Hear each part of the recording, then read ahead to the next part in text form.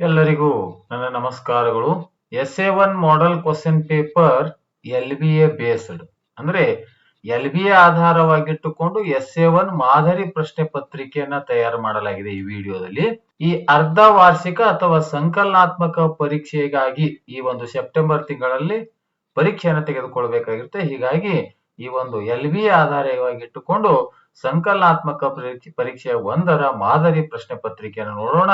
ವಿಷಯ ಯಾವುದು ಅಂದ್ರೆ ವಿಷಯ ವಿಜ್ಞಾನ, ತರಗತಿ 8ನೇ, ಸಮಯ 1 ಗಂಟೆ 30 ನಿಮಿಷ, ಅಂಕಗಳು 40 ಅಂಕಗಳು. 6ರಿಂದ 8ನೇ ತರಗತಿಯವರಿಗೆ 40 ಅಂಕಗಳು, 9 ಮತ್ತು 10ನೇ ತರಗತಿಯವರಿಗೆ 80 ಅಂಕಗಳಿಗಾಗಿ ಈ ಒಂದು ಪ್ರಶ್ನೆ ಪತ್ರಿಕೆಯನ್ನು ಇರುತ್ತೆ. ಹೀಗಾಗಿ ಈ ಒಂದು 40 ಅಂಕಗಳಿಗಾಗಿ 8ನೇ ತರಗತಿ ವಿಜ್ಞಾನದ ಅರ್ಧವಾರ್ಷಿಕ ಪರೀಕ್ಷೆಯ ಮಾದರಿ ಪ್ರಶ್ನೆ ಪತ್ರಿಕೆಯನ್ನು ನೋಡೋಣ. ಪ್ರಶ್ನೆ ಸಂಖ್ಯೆ 1 ಮೊದಲಿಗಿರ್ತಕ್ಕಂಥ ಕೆಳಗಿನ ಪ್ರಶ್ನೆಗಳಿಗೆ ಅಥವಾ ಹೇಳಿಕೆಗಳಿಗೆ 4 ಪರ್ಯಾಯ ಉತ್ತರಗಳನ್ನು ನೀಡಲಾಗಿದೆ. ಅವುಗಳಲ್ಲಿ ಸೂಕ್ತವಾದ ಉತ್ತರಗಳನ್ನು ಆರಿಸಿ ಅದರ ಕ್ರಮಾಕ್ಷರದೊಡನೆ ಪೂರ್ಣ ಉತ್ತರಗಳನ್ನು ಬರೆಯಿರಿ. ಇಲ್ಲಿ 4 ಪ್ರಶ್ನೆಗಳು, ಪ್ರತಿಯೊಂದಕ್ಕೂ ಒಂದೊಂದು ಅಂಕ ಅಂದ್ರೆ ಒಟ್ಟು 4 ಅಂಕಗಳು ಅಂತ.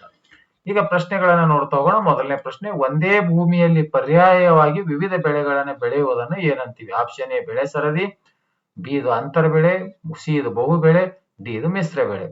ಇನ್ನು ಎರಡನೇ ಪ್ರಶ್ನೆ, ಉಪ್ಪಿನಕಾಯಿ ಸಂರಕ್ಷಣೆಗೆ ಬಳಸುವ ವಸ್ತು ವಿನೆಗರ್, ಉಪ್ಪು, ಸಾಸಿವೆ ಎಣ್ಣೆ, ಮೆಣಸಿನ ಪುಡಿ. ಸೂಕ್ತವಾದ ಉತ್ತರಗಳನ್ನು ಆಯ್ಕೆ ಮಾಡಿ ಕ್ರಮಾಕ್ಷರದೊಡನೆ ಉತ್ತರವನ್ನು ಬರೀತಕ್ಕಂಥದ್ದು. ಮೂರನೇ ಪ್ರಶ್ನೆ, ಪೆಟ್ರೋಲಿಯಂ ವಿವಿಧ ಘಟಕಗಳನ್ನು ಬೇರ್ಪಡಿಸುವ ಪ್ರಕ್ರಿಯೆ ಶುದ್ಧೀಕರಣ, ಆಸವನ, ಸ್ಫಟಿಕೀಕರಣ, ಸಾಂದ್ರೀಕರಣ.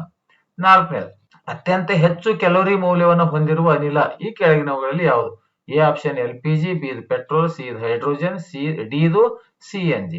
ಇನ್ನು ಪ್ರಶ್ನೆ 2ಅನ್ನ ನೋಡೋಣ. ಈ ಕೆಳಗಿನ ಪ್ರಶ್ನೆಗಳಿಗೆ ಉತ್ತರಿಸಿರಿ. ಇಲ್ಲೂ ಕೂಡ 4 ಪ್ರಶ್ನೆಗಳು, ಪ್ರತಿಯೊಂದಕ್ಕೂ ಒಂದೊಂದು ಅಂಕ ಅಂದ್ರೆ ಒಟ್ಟು 4 ಅಂಕಗಳು. 5ನೇದು, ಬಲವನ್ನು ಸದಿಶ ಪ್ರಮಾಣವೆಂದು ಪರಿಗಣಿಸಲಾಗುತ್ತದೆ ಏಕೆ? 6ನೇ ಪ್ರಶ್ನೆ, ಘರ್ಷಣೆ ಎಂದರೇನು? 7ನೇದು, ರಾಸಾಯನಿಕ ಗೊಬ್ಬರಗಳಿಗೆ 2 ಉದಾಹರಣೆಗಳನ್ನು ಬರೆಯಿರಿ. 8ನೇ ಪ್ರಶ್ನೆ, ಪಾಶ್ಚರೀಕರಣ ಎಂದರೇನು? ಪ್ರಶ್ನೆ ಸಂಖ್ಯೆ 3 ಕೆಳಗಿನ ಪ್ರಶ್ನೆಗಳಿಗೆ ಉತ್ತರಿಸಿರಿ. 4 ಪ್ರಶ್ನೆಗಳು, ಪ್ರತಿಯೊಂದಕ್ಕೂ 2 ಅಂಕ, ಒಟ್ಟು 8 ಅಂಕಗಳು. ಇನ್ನು 9ನೇ ಪ್ರಶ್ನೆ, ಕಲ್ಲಿದ್ದಲಿನ ಯಾವುದಾದ್ರೂ 2 ಉಪಯೋಗಗಳನ್ನ ಪಟ್ಟಿ ಮಾಡಿ. ದಹ್ಯ ಮತ್ತು ಅದಹ್ಯ ವಸ್ತುಗಳಿಗಿರುವ ವ್ಯತ್ಯಾಸವೇನು? 11ನೇದು, ದ್ರವಗಳು ಮತ್ತು ಅನಿಲಗಳು ಸಹ ಒತ್ತಡವನ್ನು ಬೀರುತ್ತವೆಯೇ? ನಿಮ್ಮ ಉತ್ತರವನ್ನು ಸಮರ್ಥಿಸಿ. 12ನೇದು, ಘರ್ಷಣೆಯು ಉಷ್ಣತೆ ಉತ್ಪಾದಿಸುತ್ತದೆ ಎಂಬುದನ್ನು ನಿರ್ಧರಿಸಲು ನಿದರ್ಶನಗಳನ್ನ ಬರೆಯಿರಿ.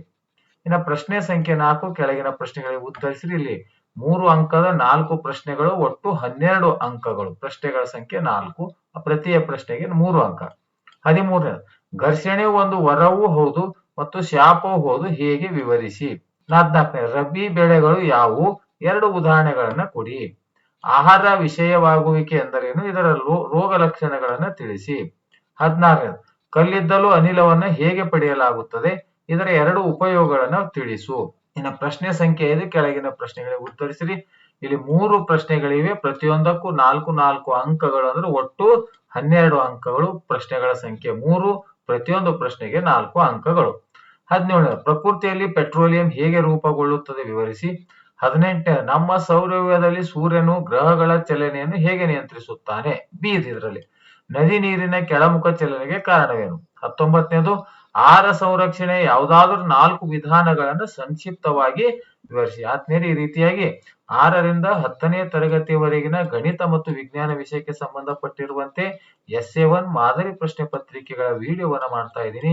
ಈ ವಿಡಿಯೋ ಇಷ್ಟವಾದರೆ ದಯವಿಟ್ಟು ಲೈಕ್ ಮಾಡಿ, ಶೇರ್ ಮಾಡಿ ಮತ್ತು ಸಬ್ಸ್ಕ್ರೈಬ್ ಮಾಡೋದನ್ನ ಮರೆಯಬೇಡಿ ಅಂತ ಹೇಳುತ್ತಾ, ಅಲ್ಲಿ ಕೆಳಗಡೆಗೆ ಒಂದು ಹೈಪ್ ಅಂತ ಬಟನ್ ಇದೆ, ಆ ಹೈಪ್ ಬಟನ್ ಮೇಲೆ ಕೂಡ ತಾವು ಕ್ಲಿಕ್ ಮಾಡಿ ಅಂತ ಹೇಳುತ್ತಾ, ಈ ವಿಡಿಯೋ ನೋಡಿರುವ ತಮ್ಮೆಲ್ಲರಿಗೂ ನನ್ನ ನಮಸ್ಕಾರಗಳು.